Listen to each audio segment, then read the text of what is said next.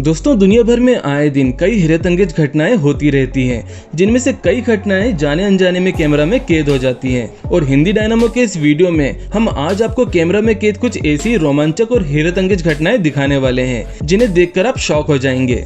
चलिए तो फिर शुरू करते हैं। आप इस वीडियो में जो मटेरियल देख रहे हैं वो कोई रबर ब्लॉक नहीं है, बल्कि एक पत्थर है। हो गए ना आप हैरान, पर ये बिल्कुल सच है। ईटा कोल्यूमेट नाम से जाने जाने वाले इस पत्थर का मॉलिक्यूलर स्ट्रक्चर अन्य पत्थरों की तरह सॉलिड नहीं बल्कि पोरस होता है। और जब आप इन पत्थरों को पतले स्ट्रिप्स में काटते हैं तो ये फ्लेक्सिबल हो जाते हैं। ये खास तरह के कुदरती पत्थर पूरी दुनिया में सिर्फ हरियाणा के चरखी दादरी डिस्ट्रिक्ट के कल्याणा गाँव में और ब्राजील के सदर्न पोर्शन मिनास गेराइस में पाए जाते हैं। मिट्टी के दाने जैसे सिलिकेट से बना ये पीला पत्थर दुनिया भर में काफी दुर्लभ माना जाता है। इसलिए अगर आपको कभी इस पत्थर के दर्शन हो जाएं, तो फिर खुद को लकी जरूर मान लेना। अगली क्लिप देखने से पहले आप जरा ये बताइए कि झरने में क्या बहता है। सभी लोगों का एक ही जवाब होगा, पानी। पर यह क्लिप देखने के बाद आपका जवाब गलत भी हो सकता है, क्योंकि ये कुदरत का करिश्मा ही कुछ ऐसा है। दरअसल नॉर्वे के फिनमार्क कंट्री में सेंजा आइलैंड की ऊंची पहाड़ियों का वेदर कुछ ऐसा है कि वहाँ पर इस तरह का कोहरा ही कोहरा फैला होता है। और इस वेदर की वजह से वहाँ का दृश्य ऐसा होता है मानो पहाड़ों से बहते झरने से पानी के साथ साथ फॉग भी बह रहा हो। ये रोमांचक वाटरफॉल दुनिया के सबसे दुर्लभ वाटरफॉल्स में से एक है। वाकई इस वाटरफॉल को देखकर मन को बहुत ही सुकून मिल रहा है। दोस्तों, इस फुटेज को पहली बार देखकर मुझे तो गूज़बम्स आ गए थे।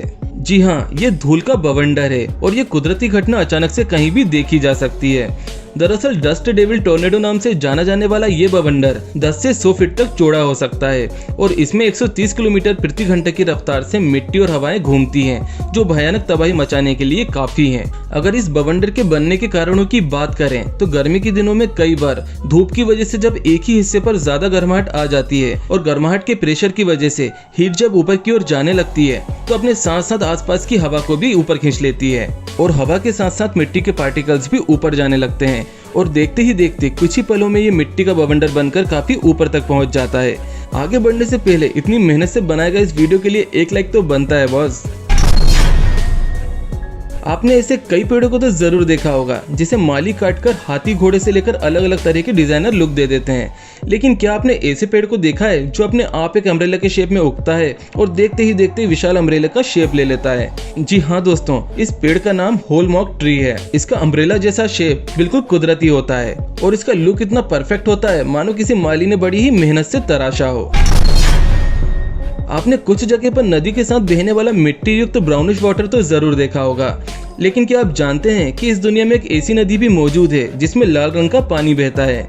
जी हाँ दोस्तों, यहाँ पानी किसी इंडस्ट्रियल केमिकल की वजह से नहीं बल्कि एक नेचुरल फेनोमेना की वजह से लाल रंग का होता है। दरअसल साउथ अमेरिकन कंट्री पेरू के कस्को शहर में बहने वाली इस नदी को रेड रिवर कहते हैं और ये पेरू के रेनबो माउंटेन से होकर बहती है। दरअसल रेनबो माउंटेन के पास लाल रंग के सैंडस्टोन या यूं कहें कि रेतीले पत्थर मौजूद हैं, जिसकी मिट्टी में कई ज्यादा मात्रा में आयरन ऑक्साइड मौजूद होता है। और जब इन चट्टानों से होकर पानी बहता है तो सॉइल भी पानी के साथ साथ बहने लगती है और पानी के रंग को लाल बना देती है। बता दें, पेरू में ये रेड रिवर सिर्फ बारिश के दिनों में दिखाई देती है। बाकी के दिनों में इस नदी का रंग कम पानी होने की वजह से ब्राउनिश होता है। 5 किलोमीटर तक बहने के बाद ये लाल पानी अलग अलग नदियों में घुल मिल जाता है, जिस वजह से इसका यूनिक रेड कलर खत्म हो जाता है। रेनबो माउंटेन में आयरन ऑक्साइड वाली चट्टानों का होना और उस पर से लाल नदी का बहना, वाकई क्या तो खूबसूरत नजारा देखने को मिलता है। दोस्तों, हम भारतीय नदियों को माता मानकर उनकी पूजा अर्चना करते हैं, पर फिर भी कुछ लोग नदियों में तरह तरह की चीजें फेंककर इन्हें प्रदूषित करने में लगे रहते हैं। और कुछ लोगों का यह भी मानना होता है कि चाहे कितनी भी गंदगी क्यों ना हो जाए, नदी माता का पानी शुद्ध ही रहेगा। लेकिन आज हम आपको मेघालय से बहने वाली भारत की सबसे साफ नदी दिखाने जा रहे हैं। दोस्तों, यह है मेघालय की उम्बुकोट नदी, जो इंडिया की सबसे क्लीनेस्ट रिवर मानी जाती है। इस नदी का क्रिस्टल क्लियर पानी इतना ज्यादा साफ है कि आप नदी के अंदर मौजूद पत्थरों को भी साफ साफ देख सकते हैं। पहाड़ों के बीच बह रही इस साफ और शांत नदी में नाव से सैर करना और नदी के अंदर के जल जीवों को क्लियरली देखना किसी जन्नत से कम नहीं है। तो दोस्तों, अगर आप मेघालय से हैं या मेघालय जाने का प्लान कर रहे हैं तो इस जगह को अपनी ट्रिप में जरूर शामिल करिएगा। दोस्तों, हमने टॉर्नेडो के बारे में आपको कुछ समय पहले बताया ही है। इसमें इतनी ताकत होती है कि कुछ ही मिनट में पूरा शहर तबाह कर सकता है। और अभी हाल ही में भारत से ही एक वीडियो खूब वायरल हो रहा है जिसमें बवंडर की वजह से कई टन वजन वाला हाथी उड़ता हुआ दिखाई पड़ता है। इस क्लिप को पहली बार देखने पर तो हम भी सोचने पर मजबूर हो गए, पर फिर गहन इन्वेस्टिगेशन के बाद पता चला कि यह कोई असली हाथी नहीं है बल्कि बलून से बना हुआ हाथी है जिसमें हवा भरकर कार्यक्रमों में शो पीस की तरह रखा जाता है। और कुछ लोगों ने इस वीडियो को हवा में उड़ता हुआ हाथी के नाम से वायरल कर दिया।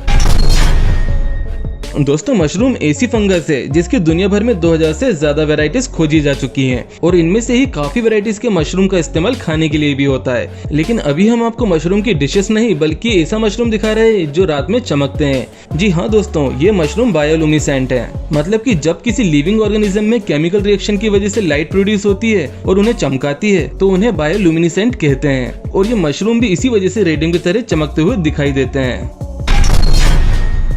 दोस्तों, क्या आप जानते हैं कि दुनिया में ऐसी कई जगह भी हैं जहां दिन और रात एक साथ देखने को मिल जाते हैं। दरअसल आर्कटिक सर्कल के पास कई बार ऐसा समय देखने को मिला है। सितंबर 2015 के इस वीडियो में आर्कटिक सर्कल के पास अलास्का क्रूज से लिया गया ये वीडियो काफी वायरल हुआ, जिसमें रात के करीब 10 बजे क्रूज के एक तरफ रात थी और दूसरी तरफ दिन था, यानी एक तरफ रात हो रही थी और दूसरी तरफ सुबह हो रही थी। है ना चौंकाने वाली बात।